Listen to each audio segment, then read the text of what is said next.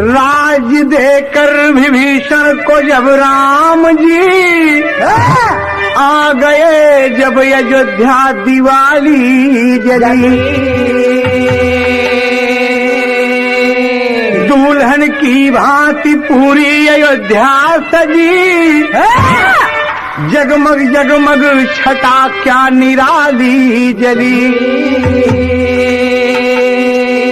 राम सीता सहित बैठे सिंहासन जब, पूर्ण कपिदल मधुर गीत गाने लगे, घर घर बजती अवधपुर में शहनाइयाँ, एक एक जन अपने सपने सजाने लगे।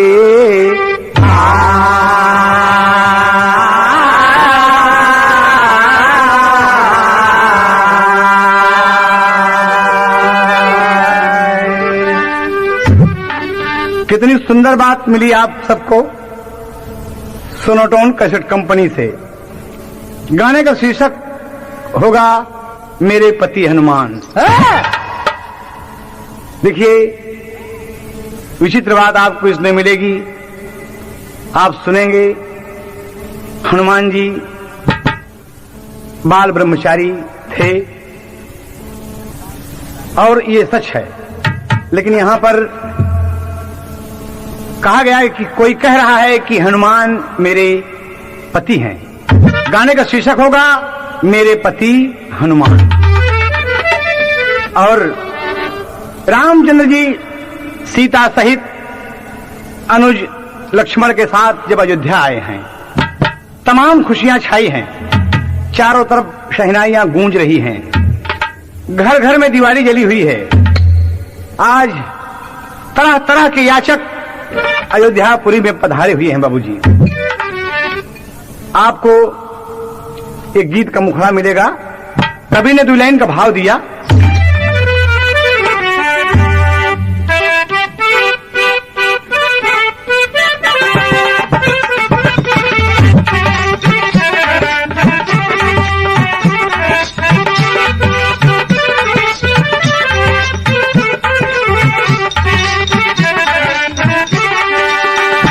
मेरे ख्वाजा मेरे ख्वाजा गरीब नवाज संवारेंगे दुखिया की लाज। मेरे ख्वाजा गरीब नवाज संवारेंगे दुखिया की लाज। मेरे ख्वाजा गरीब नवाज संवारेंगे दुखिया की लाज। मेरे ख्वाजा गरीब नवाज संवारेंगे दुखिया की लाज। मेरे ख्वाजा गरीब नवाज संवारेंगे दुखिया की लाज। मेरे ख्वाजा गरीब नवाज संवारेंगे दुखिया की लाज। यही ओरिजिनल है। लेकिन आज अयोध्यापुरी की जो हालत है, आप चंद बोल में समझ जाएंगे। कैसे? चलो आई चलो आई चलो आई अनोखी रात, अवध में बसती है सौगात। चलो आई अनोखी रात, अवध में बसती है सौगात। चलो आई अनोखी रात, अवध में बसती है सौगात। चलो आई चलो आई अनोखी रात, अवध में बटती है सौगात। चलो आई अनोखी रात, अवध में बटती है सौगात। चलो आई अनोखी रात, अवध में बटती है सौगात। कैसे कैसे सौगात बच रही है, कभी को शेर में भाव देना पड़ा। श्री राम इस तरह से हर किसी को भा गए, श्री राम इस तरह से हर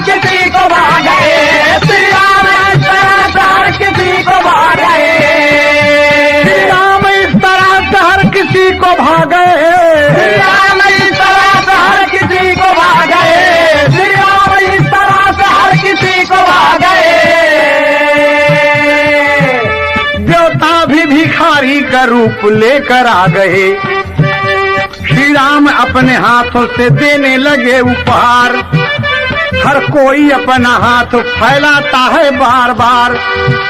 श्री राम जी से मिलकर भरत भी निहाल हैं। निर्धन को जैसे धन मिला वो माला माल है। माताएं तीनों आकर बलाएं उतारती, बिगड़े हुए नसीब को फिर से संवारती। कुलश्रेष्ठ गुरु वशिष्ठ ने मंत्रोच्चार उच्चारा। चारों तरफ होता है जय श्री राम का नारा। घर घर दिवाली जल गई, घर घर दिवाली जल गई, भगवान आ गए। श्री राम जी के सामने हनुमान आ गए। श्री राम जी के सामने हनुमान आ गए। श्री राम जी के सामने हनुमान आ गए। श्री राम जी के सामने हनुमान आ गए। श्री राम जी के सामने हनुमान आ गए। श्री राम जी के सामने हनुमान आ गए। श्री राम जी के सामने हनुमान आ गए। जैसे कोई धनवान अपने धन को खो पड़े, श्री राम के चरणों में सर झुका के रो पड़े।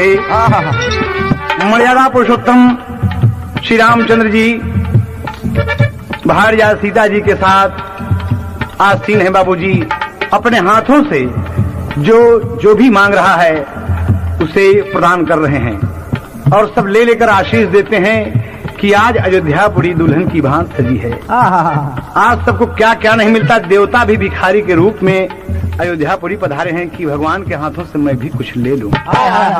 कितना सुंदर समय है अयोध्या का। गौर करने की बात है दोस्त। यहाँ पर हनुमान जी इतने में आए, राम के चरणों में प्रणाम किए कि प्रभु मेरे लिए आदेश कुछ भगवान सुनाएं। मेरे लिए आदेश कुछ भगवान सुनाएं। लेकर तमाम सेना हम किष्किंधा को जाएं। भक्ति पवन कुमार की देखे जब श्री राम, हनुमान जी का और एक रख दिया है नाम। कितनी सुंदर बात है, कितने सुंदर भाव से महावीर बजरंग बली जी मर्यादा पुरुषोत्तम से मिल रहे हैं कि आज उनकी सूरत देखकर मर्यादा पुरुषोत्तम का हृदय एकदम गदगद हो गया कि बारे राम भक्त हनुमान, वाकई तुम मेरे बिगड़े दिन में बहुत काम आए हो। अंजनी नंदन। तो एक नाम भगवान और रख देते हैं। क्या रख दिया? आठों पहर हनुमान भक्त मेरे पास हो। आठों पहर हनुमान भक्त मेरे पास हो। अब तक तो राम भक्त थे अब रामदास हो। अब तक तो राम भक्त थे अब रामदास हो।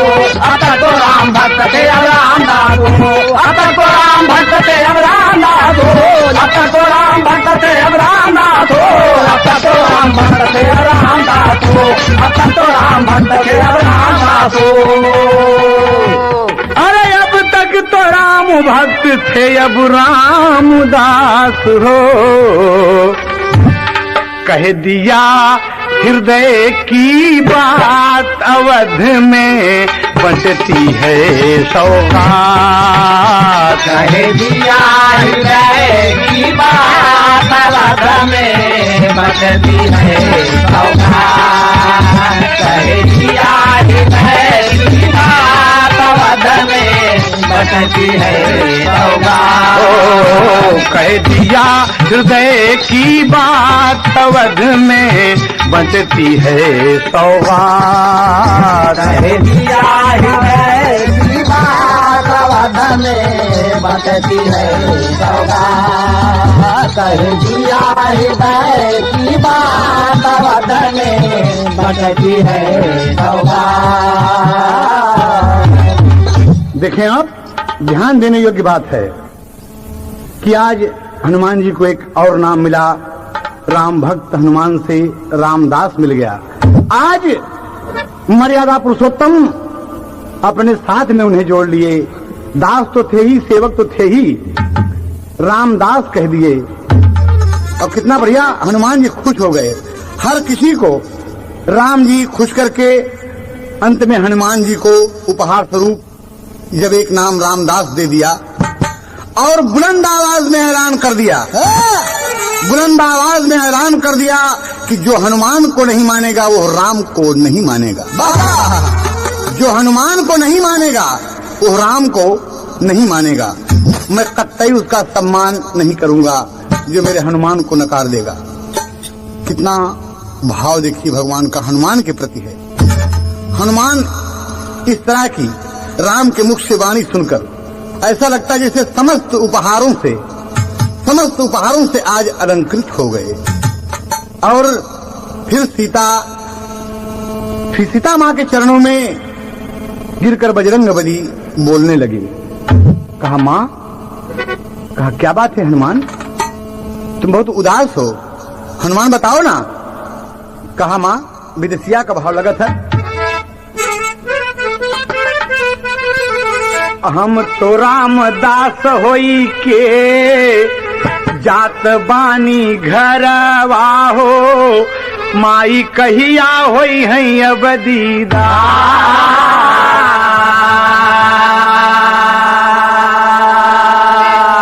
जनक दुलारी सोचई अपने हनुमान जी का, हम देई कवन उपहार।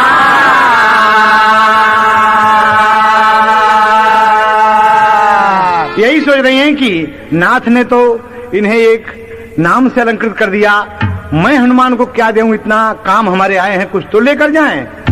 तो आदि शक्ति माया रचली, अरे एक को खजरिया लिहली, अरे हनुमत से बोले लगली बा।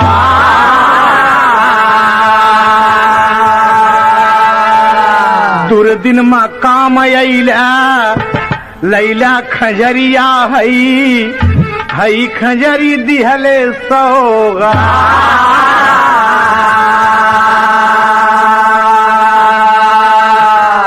माया की एक खजरी आदि शक्ति जगदम्बा श्री सीता जी हनुमान जी को दे दिया कि ले हनुमान, मेरे तरफ से यही उपहार है। हनुमान जी खजरी तो ले लिए, मगर लगे सोचने कि माता श्री ने मुझे अच्छी सौगात दी, अब मैं जो तपस्या का मेरा समय है मैं उसमें खजरी बजाऊं चल गया। बताइए, खजरी बजाने के लिए यही मैं सोचता रहूंगा अपनी जिंदगी भर। सीता जी समझ गईं, हनुमान जी का मन लटक गया। सीता जी समझ गईं कि मेरे दिए हुए उपहार से बजरंगबली संतुष्ट नहीं है।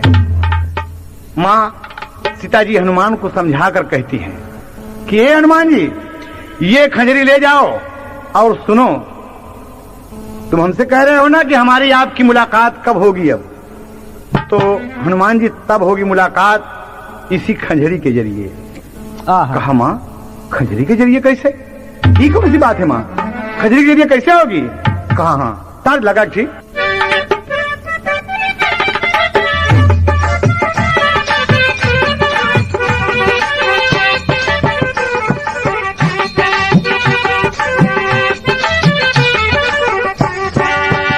बड़ी खूबसूरत तर्ज है। मौत किसी को ना छोड़ेगी, मौत किसी को ना छोड़ेगी, राजा हो या रानी। मौत किसी को ना छोड़ेगी, राजा हो या रानी। ये तेरा जीवन बहेता पानी, ये तेरा जीवन बहेता पानी, ये तेरा जीवन बहेता पानी। मौत किसी को ना छोड़ेगी, मौत किसी को ना छोड़ेगी, राजा हो या रानी। ये तेरा जीवन बहेता पानी, ये तेरा जीवन बहेता पानी। यह ओरिजिनल है, लेकिन सोनोटोन कैसेट कंपनी से आप गीत सुन रहे हैं भक्ति भावना के आधार पर हास्य रस में। गाने का शीर्षक है मेरे पति हनुमान। कहना है सीता मां बजरंगबली से कहती हैं कि खंजरी ले जाओ, और जानते हो कब हमारी आपकी मुलाकात होगी, तब होगा दीदार हमारा, तब होगा दीदार हमारा। कुछ मत सोचो मन में, खंजरिया बाजी जब बियाबन में, खजरिया बाजी जबा दिया बन में, खजरिया बाजी जबा दिया बन में। तब होगा दीदार हमारा, तब होगा दीदार हमारा, कुछ ना सोचो मन में। खजरिया बाजी जबा दिया बन में, खजरिया बाजी जबा दिया बन में। तब होगा दीदार हमारा, तब होगा दीदार हमारा, कुछ मत सोचो मन में।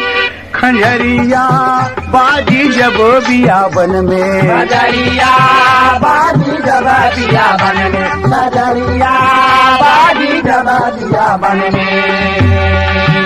ये हनुमान ले जाओ बेटा खजरी ये। कच्छा माँ ये खजरी की खासियत क्या है, हमको जरा बता देना माँ। देखें आप हास्य रस में गीत आप सुन रहे हैं, कैसे है। खंजरी उपहार है ये, मेरा दीदार है ये, इसे तुम ना बजाना, सिर्फ इसको सजाना। जब अपने आप बजे तमाम सपना सजे, बजाने वाला न हो सजाने वाला न हो। खंजरी उठा लेना माथे चढ़ा लेना, तुमसे फरियाद किया मैंने है याद किया। बस चले आना तुम व्यथा सुनाना तुम, यही उपहार सही करो स्वीकार सही। पवन सुत हंसने लगे माँ से यूं कहने लगे, धन्य हो माता जी सदा गुण गाता जी। धन्य हो माता जी सदा गुण गाता जी, धन्य हो माता जी सदा गुण गाता जी। सीताराम बता है रोम में, सीताराम बता है रोम में, रहे सुशोभित तन में। खंजरिया बाजी जब बियाबन में, खजरिया बाजी जबा दिया बन में, खजरिया बाजी जबा दिया बन में। कब होगा दीदार हमारा, कब होगा दीदार हमारा, कुछ मत सोचो मन में। खजरिया बाजी जबा दिया बन में, खजरिया बाजी जबा दिया बन में।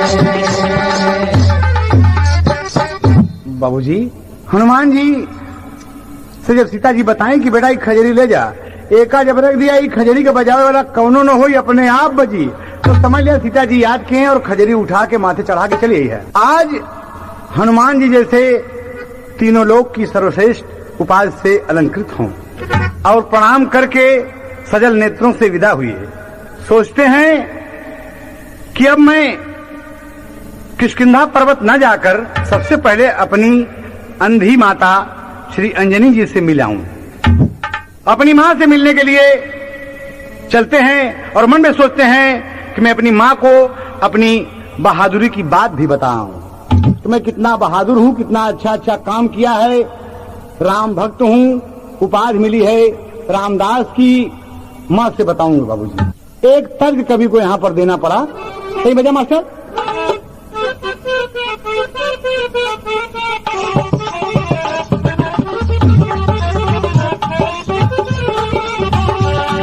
यह है ओरिजिनल, बहुत अच्छे विजय सिंह।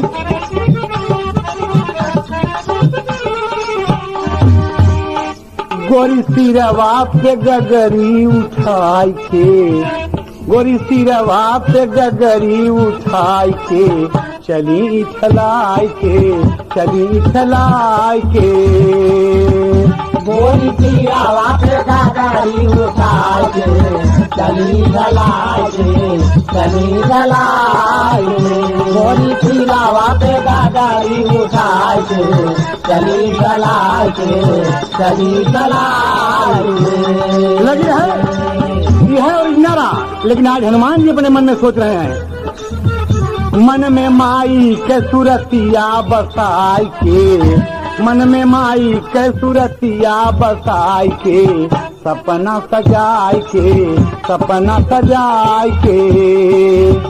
मन में माई के सुरतिया बसाई के, सपना सजाई के, सपना सजाई के। मन में माई के सुरतिया बसाई के, सपना सजाई के, सपना सजाई के। पवन पुत्र हनुमान केसरी नंदन संकट मोचन, पवन पुत्र हनुमान केसरी नंदन संकट मोचन, महावीर बजरंग बली, महावीर बजरंग बली लगे रामदास मन सोचन, हमके पाके माई उठी हैं धधाई के, हमके पाके माई उठी हैं धधाई के, छतिया लगाई के, छतिया लगाई के, पाके माई उठी है धधाई के, छतिया लगाई के, छतिया लगाई के, हमके पाके माई उठी है धधाई के, छतिया लगाई के, छतिया लगाई के।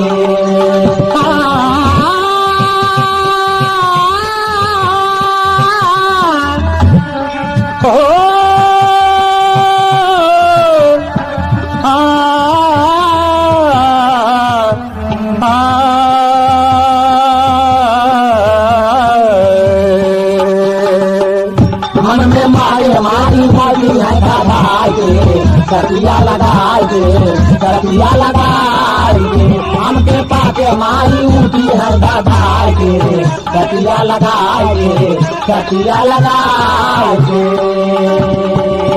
इतनी सी बात मन में लेकर श्री राम जी और माता श्री सीता का गुण गाते हुए जहां पर माता श्री उनकी थी अंजनी जी वहां पर पहुंच गए।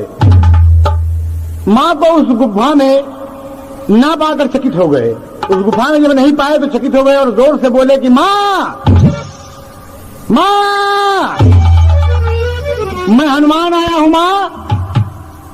अरे हनुमान का नाम सुनकर अंजनी चौंक पड़ी, अंजनी चौंक पड़ी।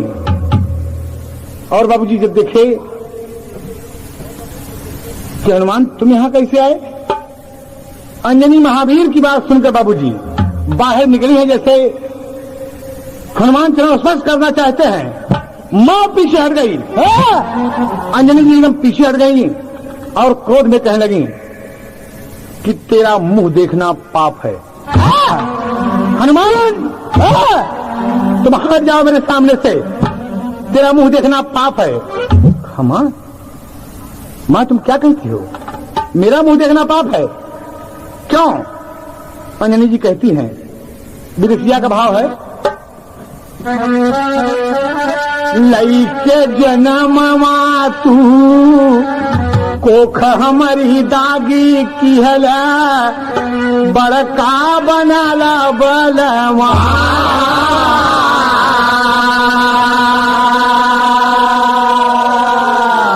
दरे दरे हारी गईला, हमारा अपमान भइले, बना ब्रह्मचारी हनुमान।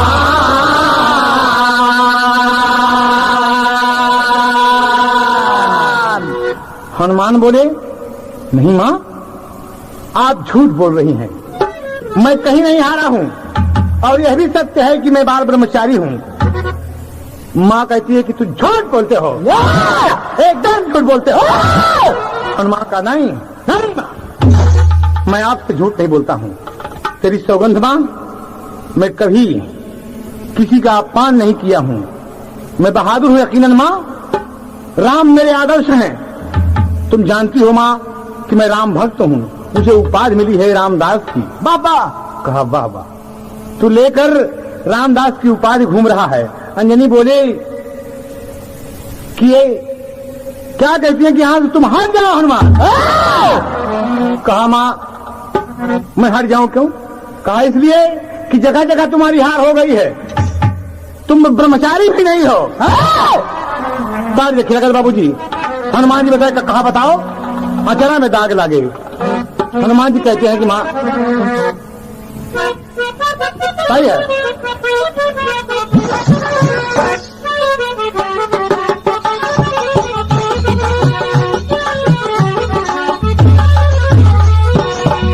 यह दर्ज हो कि दूधवा न पियला न झूला माँ का झूलना, दूधवा न पियला न झूला माँ का पालना, इही बद दर दर हार गई लालना, इही बद दर दर हार गई लालना, इही बद दर दर हार गई लालना, दूधवा न पियला न झूला माँ का पालना, दूधवा न पियला न झूला माँ का पालना, इही बद दार दार हार गई लालना, इही बद दार दार हार गई लालना। अरे हनुमान एक बात सुन, बजरंगबली कहते हैं कि माँ तुम मेरे बहादुरी को ललकार रही हो। माँ तुम इतना बड़ा बड़ा मैंने काम किया, तुम नकार रही हो। माँ काश सुनो अपनी पहली हार, छोटा रूप धर के कैला लंका में प्रवेश हो, छोटा रूप धर के कैला लंका में प्रवेश हो, छोटा रूप धर के कैला लंका में प्रवेश हो, अक्षय कुमार मरला धई के पूरा भेष हो, अक्षय कुमार मरला धई के पूरा भेष हो, अक्षय कुमार मरला धई के पूरा भेष हो, बगिया उजारी दिहला, बगिया उजारी दिहला पहला कौनो फलना, बगिया उजारी दिहला पहला कौनो फलना, इही बद दर दर हार गई लालना, इही बद दर दर हार गई लालना, इही बद दर दर हार गई लालना, दूधवा पियला झूला माँ का पालना, दूधवा पियला झूला माँ का पालना, इही बद दर दर हार गई लालना, इही बद दर दर हार गई लालना। बोलो हनुमान, अगर तुम बहादुर थे तो लंकनी जब वहां पर मौजूद थी सुरसा, तुम छोटा रूप सूक्ष्म रूप बनाकर घुस गए अंदर। अगर बहादुर थे तो उसे मार के जाना था। कहे माँ ये तुम नहीं समझोगी, जैसा मौका देखा जाता है वैसा काम किया जाता है। माँ कहा अक्षय कुमार को तुमने मार डाला, अक्षय कुमार को तुमने मारा, अशोक वाटिका उजाड़ डाली, क्या मिला हनुमान तुम्हें?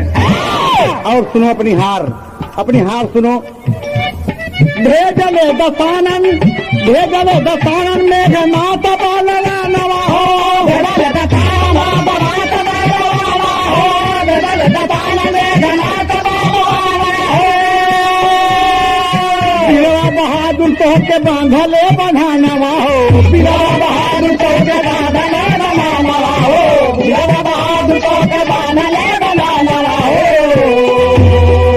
बहुत चढ़ाया लेकिन चला कौन बलना, बहुत चढ़ाया लेकिन चला कौन बलना, इही बद दर दर हारी गई लालना, इही बद दर दर हारी गई लालना, इही बद दर दर हारी गई लालना, दूधवा पियला न झूला माँ का पालना, दूधवा पियला न झूला माँ का पालना, इही बद दर दर हारी गई लालना, इही बद दर दर हारी गई लालना।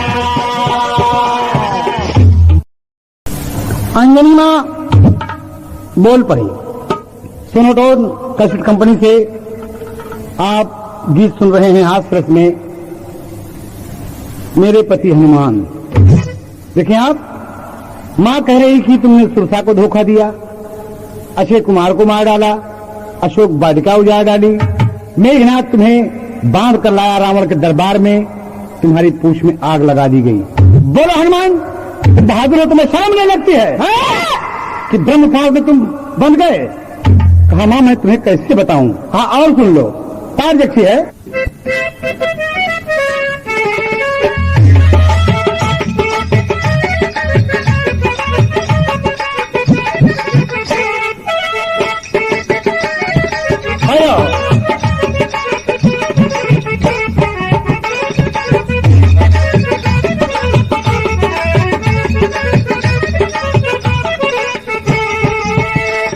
एक थी दुल्हनी के मन से धूप परदेश का, और चिट्ठी लिख के भेज दिए बा कि हम फला तिथि के आवत है बतिया लोगों से बतावा था। और कैसे बतावा था? आज एक दसिया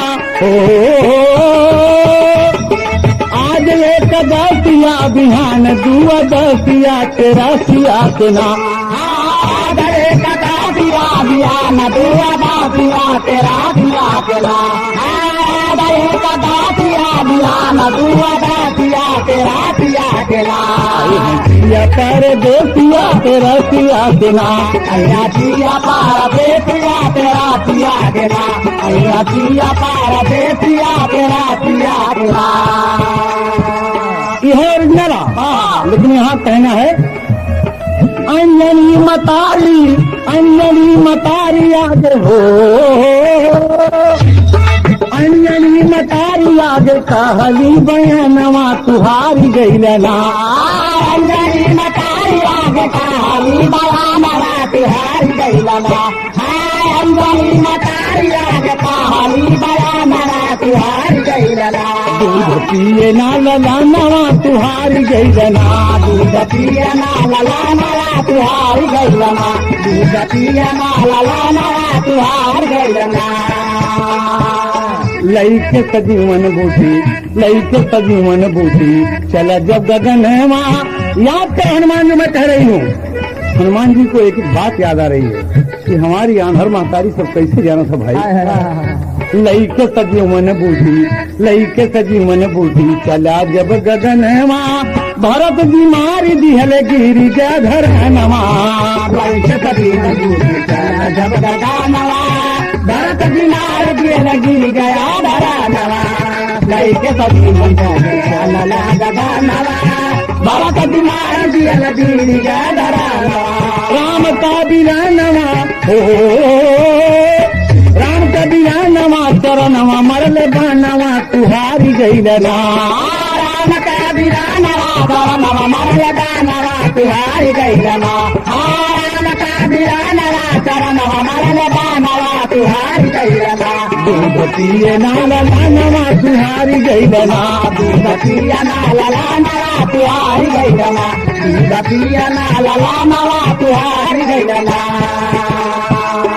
बोलो बजरंग जी भारत में बाण मारा तुम गिर गए तुमने चलने की ताब नहीं थी अरे बहादुर वो बेटा है कि तुमको सीख के बाण पर लंका पर भेज दिया तुम हार नहीं गए हनुमान जी हंसते हैं कि माँ तुमको क्या हो गया है आज ये क्या क्या बात बोल रही हो माँ ये हार नहीं है मैंने भरत जी का सम्मान दिया माँ भरत जी को सम्मान दिया कहा सम्मान है ये मेरे दूध का अपमान है अगर तुम मेरा दूध पिए होते तो कभी हार न होती और सुनो ब्रह्मचारी बनते हो ना लंका जला के जब तू लौटा नदीनवा मछली के पेट गईले तो हो रहा पसीनवा लंका जला के लौटा नदीनवा मछली के पेट गईले तो हो रहा पसीनवा लंका जला के लौटा नदीनवा मछली के पेट गईले तो हो रहा पसीनवा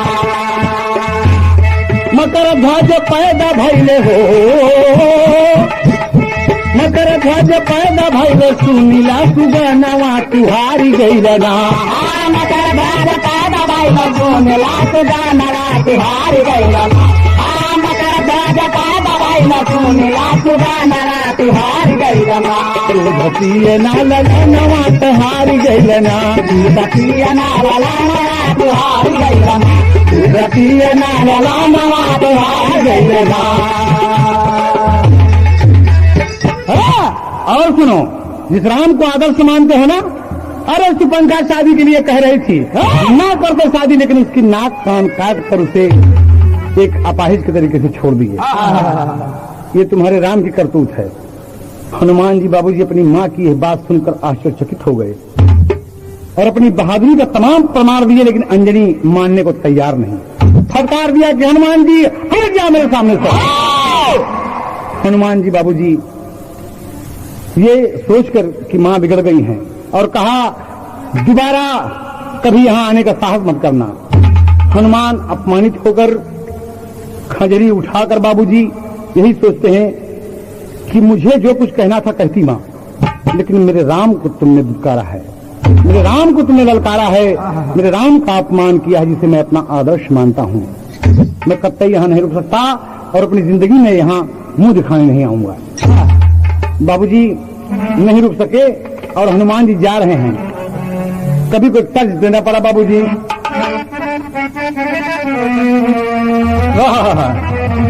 एक ही सुहागन अपने ननदी से कहा था भोरे में, क्या कहा था? टूटल पिया के जगाई देर ननदी भोर भयो रे। टूटल पिया के जगाई देर ननदी भोर भयो रे। टूटल पिया के जगाई देर ननदी भोर भयो रे। यह नवा सुनी के बचन भइले, सुनी के बचन भइले, पागल हो जना बनवा लागल। सुनी के बचन भइले, पागल हो जना बनवा लागल। सुनी के बचन भइले, पागल हो जना बनवा लागल। चले बजरंगिया पन लइके खजरिया, चले बजरंगिया पन लइके खजरिया, चले बजरंगिया पन लइके खजरिया। राम के भजनिया माँ बीती है उमरिया, राम के भजनिया में बीती है उमरिया, राम के भजनिया में बीती है उमरिया। राम की भक्ति भक्ति रे भक्ति, राम की भक्ति तन में जागल हो जना बनवा लागल। राम की भक्ति तन में जागल हो जना बनवा लागल। राम की भक्ति तन में जागल हो जना बनवा लागल। राम राम सीता राम इह एक रतनवा, राम राम सीता राम इह एक रतनवा, राम राम सीता राम इह एक रतनवा।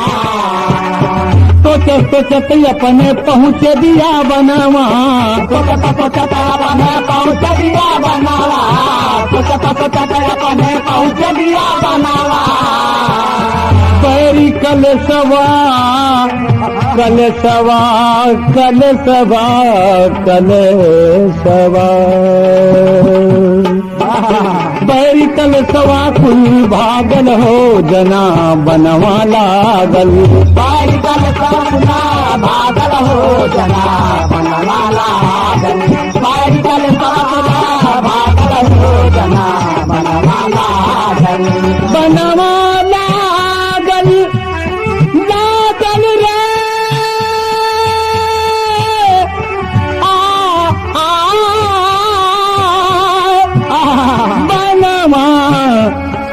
बनवा लागल लागल बनवा लागल। सुन के बचन भइले पागल हो जना बनवा लागल। सुन के बचन भइले पागल हो जना बनवा लागल। सुन के बचन भइले पागल हो जना बनवा लागल। यही सोचते हुए हनुमान जी प्रसन्न मुद्रा में जंगल में पहुंचे और एक टीले पर खजरी रखकर भजन में ध्यान लगाए। राम राम सीताराम, राम राम सीताराम, यही कह रहे हैं। जंगल में तमाम बंदर थे, सब हनुमान को देखकर चकित हो गए। कितना मोट बंदर, इतना बड़ा बंदर तो हम लोगों ने कभी देखा ही नहीं था। और उन्हीं बंदरों के बीच में एक मृगौली है, होकर कौनो बंदरे से तालमेल न तो सोचा था अपने मन में जब देखा कि बप्पा रे बानर तो बहुत अच्छा है और दुर्गे से खड़ी बा, तो अपने मन में सोचा था कि यही बानर हमार पति है। मृगौली नान के बीता भर बड़ा बाबूजी छटांग घोरे के बंदरिया हनुमान जी से तालमेल मिलावत है। और अपने मन में कहा रे कहा नगदबा, अरे नगदबा इहई मोट कई बनरवा नगदबा, मोट कई बनरवा नगदबा, इहई मोट कई बनरवा नगदबा, नगदबा नगदबा नगदबा नगदबा नगदबा, इहई मोट कई बनरवा नगदबा, इहई मोट कई बनरवा नगदबा। इही से करबै बियाह, इही से करबै बियाह, पूर होई मोरी चाह हो नगदबा। हो नगा दबा जई भाई अपने ससुरवा नगा दबा जय भाई अपने ससुरवा नगा दबा जय भाई अपने ससुरवा नगा दबा ओ नगा दबा नगा दबा नगा दबा नगा दबा नगा दबा जय भाई अपने ससुरवा नगा दबा जय भाई अपने ससुरवा नगा दबा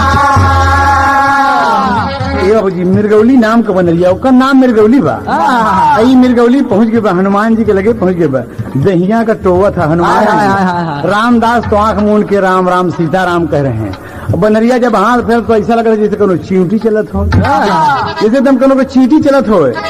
हनुमान जी तो अपने भजन में मस्त है और तमाम सपना लेके वो हनुमान जी के पास में खड़ी है और उन्हें बुलाने लगी कि आँखिया खोला हम तुझसे शादी करब। ए मुटका ए बंदर ए मुटकू आँख खोला हम तुझसे शादी करब। हनुमान के शरीर से बाबूजी लिपट गई कि बहुत नीक बाना। और बाबूजी बनरिया देख रही है हनुमान जी के तक लगा। हनुमान जी यही कह रहे हैं कि राम राम सीताराम राम राम सीताराम। तो कभी को टेरी का भाव देना पड़ा। अरे मोरे राम बनरिया चकमक मार यखिया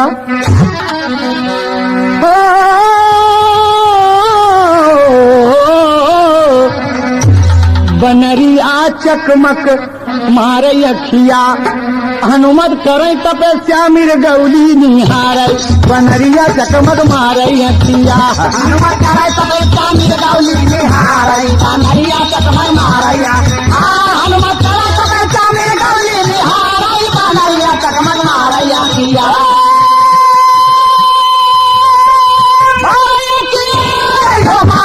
बनरिया चकमक मारैया हनुमत करे तपस्या मिर्गौली निहार।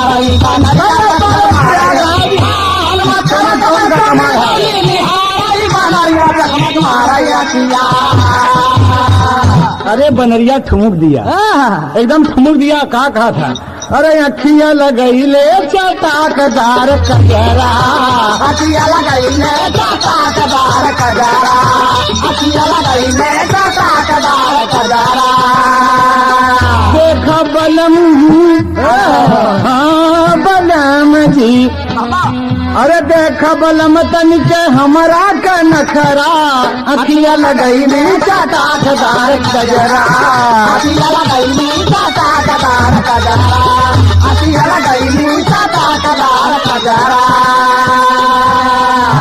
खोला पलक तनी हमारी के ताका खोला पलक तनी हमारी के ताका खोला पलक तनी हमारी के ताका खोला पलक तनी हमारा के ताका खोला पलक तनी हमारा के ताका खोला पलक तनी हमारा के ताका नहीं पड़ जाए जवनिया तो दाता नहीं पड़ जाए जवनिया तो दाता नहीं पड़ जाए जवनिया तो दाता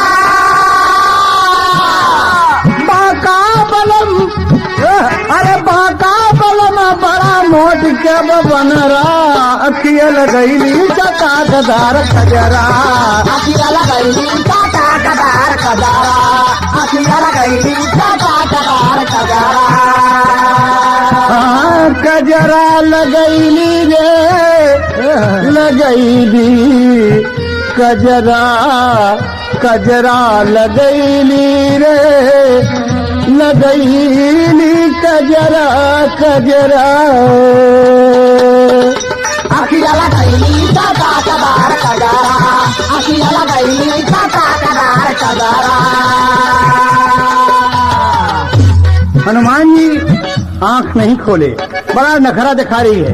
मिर्गौली इतने में टीले पर की खजरी उठा लिया। कहा इसने जगबे तो अब जगबे और लगी बजाने बाबूजी ताक दिन अगदिन ताक दिन अगदिन ताक दिन अगदिन लगी खजरी बजाने हूँ। हनुमान जी सोचे कि सीता माँ ने याद किया है, कहा है कि बजाने वाला कोई न हो। और टप से आंख खोल दी बाबूजी, देखा तो मिर्गौली लेके नाच के बजाए रही है। वो बनरिया बजावत है। हनुमान जी बिगड़ गए, बोले रख रेडी। बनरिया बोली मैं आपसे शादी करना चाहती हूँ। हमसे ब्याह कैला, हम शादी आप ही से करब। हनुमान जी मन में मुस्कुराए कि क्या बात है, ये छटाक भर का बनरिया शादी करने चली है। बोले मैं बाल ब्रह्मचारी हूँ, और आंख मूंद कर बाबूजी फिर राम राम सीताराम राम राम सीताराम करने लगे। बनरिया सोचने लगी कि ये तो ब्याह सोचे न करी भाई, तो एक ऐसा एक काम करी कि करे पूछी में पूछ लपेट के हम भंवरी फिर ले एकदम भंवरी फिर ले बाबूजी। वो पूछ में पूछ लपेटे लगी तो हनुमान जी सोचे कि ई मानी न ससुर। हनुमान जी भी अपन लंगूर ढेल दिए कि ठीक है मिलाओ पूछ में पूछ, और पूछ में पूछ मिलाए के बाबूजी गावत बा का गावत बा कि जीरवा झालरिया मानवा मा सोचेला बनरिया, जीरवा झालरिया मानवा मा सोचेला बनरिया, जीरवा झालरिया मानवा मा सोचेला बनरिया, जीरवा झालरिया। पूछ से पूछ मिलाई रह मंगल सुनाई, पूछ से पूछ मिलाई रह मंगल सुनाई कि जीरवा झालरिया अब मोरी फिरी है भंवरिया, जीरवा झालरिया अब मोरी फिरी है भंवरिया, जीरवा झालरिया अब हमारे गुरु जी वालिया जीरवा झालरिया। देखिए वो करा सहूर हनुमत ढिला ले लंगूर, यही हो जीरवा झालरिया। अरे पूछ बढ़ जाई से लसरिया, जीरवा झालरिया पूछ बढ़ जाई से लसरिया, जीरवा झालरिया पूछ बढ़ जाई से लसरिया, जीरवा झालरिया। लपेट के बाबूजी लसरी की तरह हनुमान जी बढ़ा दिए और का काम करा थी बाबूजी, वो भंवरी घूमत में मजे मजे यह गाना गावत भी अपने मन में भंवरी घूम रही मिर्गौली, अरे अपने मन में खुशी मनौली, ये जीरवा झालरिया अरे बनी गईले हनुमत के गुजरिया, जीरवा झालरिया बनी गईले हनुमत के गुजरिया, जीरवा झालरिया बनी गईले हनुमत के गुजरिया, जीरवा झालरिया। बाबूजी जब हनुमान जी भी खूब पूछ एकदम छटा दिले, हनुमान जी लगे सोचने की इस बनरी की बच्ची को शादी का मजा चखाई दी है। और जब दोनों को पूछ आपस में खूब अच्छी तरह लिपट गई, एकदम लपेट लिए। हनुमान जी पूछ ऊपर उठाए, बनरिया टंग गई बाबू। अरे बाप रे टंग गई बनरिया, और जय श्री राम का जयकारा बोलकर बजरंगबली बड़ी जोर से जी मिर्गौड़ी जंगल में फेंकी गई, जंगल से फेंकी गई और अयोध्या में जाकर राम सीता के पग में गिर गई बाबूजी। जहां पर बैठे हैं उनके चरण पर गिर गई बाबूजी, होकर करी ही टूट गई, हाय रोने लगी। और सारी कहानी श्री राम जी से और श्री सीता जी से बताया कि माई हम हनुमान से ब्याह करे चाहते हैं, ब्याह करत कदम हमारी घूमत रहे, हमका ऐसे लपेट के फेंके, हम यहाँ आए गिर गए माई। सीता जी मुस्कुराते, राम मुस्कुराने लगे कि बताया छटाक भर के बन दिया कि हमारे रामदास को जाके चक्कर में डाल दिया, अजीब बात है। और बाबूजी सीता जी तुरंत हनुमान जी को याद किया, जंगल में खजरी अपने आप बजने लगी, बड़ी देर तक बज रही है। हनुमान जी सोचे बनरिया फिर आ गई, तो तर जगह था मुन्ना तीसरा काला से भैया मारे ठुमका बदल गई चाल मितवा, देखो देखो रे हमरा कमाल मितवा। सही है जल्दी, यह हनुमान जी सोचते कि रे बप्पा रे बनरिया का फेंके इतनी दूर, लेकिन फिर आए गए। लेकिन हकीकत यह है कि सीता जी ने याद किया है, मारे खजरी पे रही रही के ताल बनरी, मारे खजरी पे रही रही के ताल बनरी, ससुरी होई गई जिया के बवाल बनरी, ससुरी होई गई जिया के बवाल बनारी, ससुरी होई गई जिया के बवाल बनारी, मारे खजरी पे रही रही के ताल बनरी,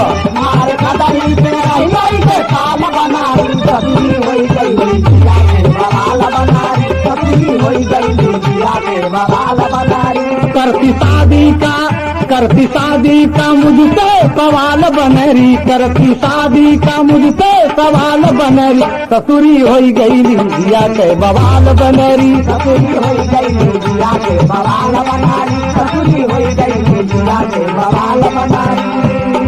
ए बाबूजी, हनुमान जी एकदम गुस्सा में भरे हुए हैं और खजरी अपने आप बज रही है जोर जोर से। बाबूजी जोर जोर से उड़ान में कभी को देना पड़ा। का होता महावीर जी मनमा सोचे खजरी खूब बजावा, अरे बजाओ मृगौली जितना बजाओ। अरे यही जंगल के बनरन का तू अपन नाच दिखावा हो, बनरिया चकमक मारे अखिया, अरे हम नया की खोलक चाही खजरी फारे, बनरिया चकमक मारे अखिया।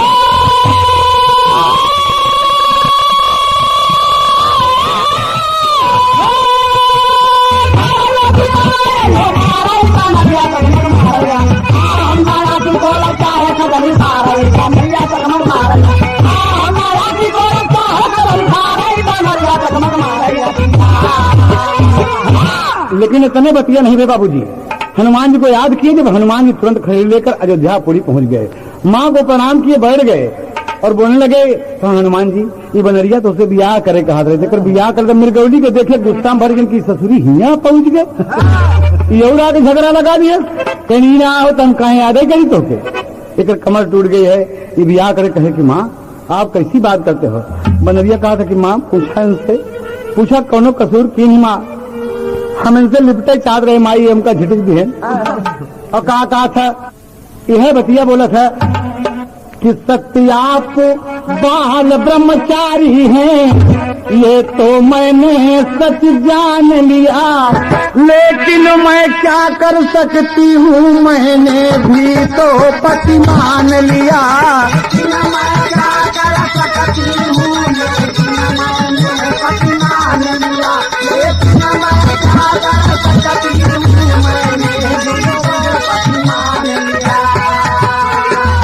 कहा ये बात तो ठीक है, बनरिया बाबूजी रो रही है। तो राम जी कहते हैं कि का हनुमान अगर तुझे बियाह करे तो कहीं बियाह ऐसे कर लेता एक मन पूरा हो जात। वह हनुमान जी कहा थी मेहरी के आगे कभा बढ़ गई अब जी की करतार, मेहरी के आगे कभा बढ़ गई अब जी की करतार, मेहरी के आगे कभा बढ़ गई अब जी की करतार, मेहरी के आगे। मन में सुपंखा कहत रही कि करब आपसे शादी, अरे शादी के बदले मारा रघुबर कई न उजा बर्बादी, मेहरी के आगे अरे लक्ष्मण निहर बुरा कान उतार, मेहरी के आगे लक्ष्मण निहर बुरा कान उतार, मेहरी के आगे लक्ष्मण निहर मेरा कान उतार, मेहरी के आगे। मृगौली का श्री राम जी जल्द काम निपटावा, अरे हाई ससुरी बाबरी चिबिल्ली ये के जल्द हटावा, मेहरी के आगे अरे मृगौली तब देखे नैन पसार, मेहरी के आगे मृगौली तब देखे नैन पसार, मेहरी के आगे मृगौली तब देखे नैन पसार, मेहरी के आगे। कहा भगवान सुपंखा शादी करे कहा रहे तो आप होकर निपुरा काम करवा लिया है, मैं बाल ब्रह्मचारी हूँ प्रभु, कैसे विवाह करबे। कहीं भाई तो पति मान के सीता जी गोदी में जैसे उठाए नौकर प्रणाम हो गया। मृगौली दुनिया से चल बसी। बाबूजी रामो जी आज हनुमान जी से मजाक कैली है और कहे हनुमान जाओ बेटा तपस्या में तुम लीन रहो, फिर मुलाकात बहुत जल्दी होगी। तब लगा था दादा पंधारी वाली खड़ी में पनी के पत्तियों ले मास्टर, अरे उसी के बजरंगी अपन गदवा संहारी हो, अरे खजरी थमाई दिहले, अरे खजरी थमाई दिहले फिर से धनुधारी हो, खजरी थमाई फिर से धनुधारी हो, खजरी थमाई फिर से धनुधारी हो, खजरी थमाई कई के प्रणाम जब भाई ले रवाना, सीता जी कहा कि खूब खजरी बजाना, सीता जी कहा खूब खजरी बजाना, सीता जी कहा खूब खजरी बजाना। अरे बोले हनुमान, अरे बोले हनुमान धन्य धन्य महतारी हो, खजरी थमाई दिहले फिर से धनुधारी हो, खजरी थमाई दिहले फिर से धनुधारी हो, खजरी थमाई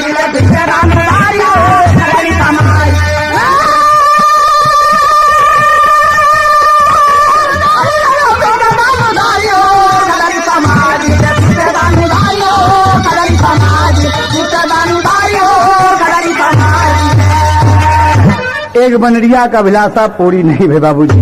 वो अपने मन का भंवरी गाय के विवाह मंगल कुल गाय के बेचारी दुनिया से चली गए, ओके विवाह न हो पाए। और देखें आप, हनुमान जी अपने आप को बाल ब्रह्मचारी साबित करके बाबूजी पुनः राम से आदेश लेकर, सीता जी से आदेश लेकर जाते हैं। और चले गए, कहाँ जाते हैं? आए हनुमान सुना फिर से दिया बनवा, अरे के दली बनवा में कैले बनवा,